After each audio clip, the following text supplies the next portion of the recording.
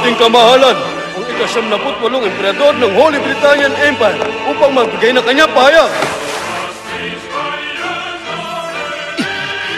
Ang tao, hindi nilikha ng pantay-pantay.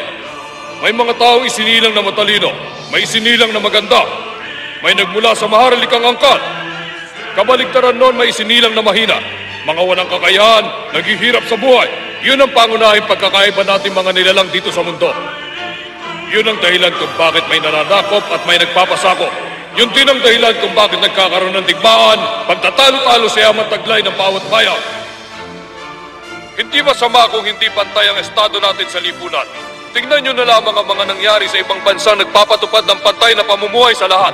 Bumagsak sila.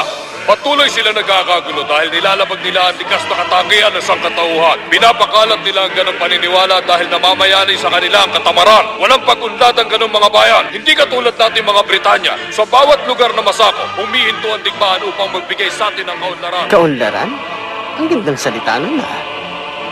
Tanging ang Britanya lamang ang may tamang pananaw tungo sa isang magandang kinabukasan. Ang pagkamatay ng aking anak na si Clovis ay isa lamang patunay na patuloy pang umuunlad ang ating imperyo. Lumaban kayo! Ipaglaban natin ang magandang kinabukasang nilalaan sa atin ng Britanya at sa mga namumuno sa imperyong ito! Mabuhay ang imperyo ng Britanya!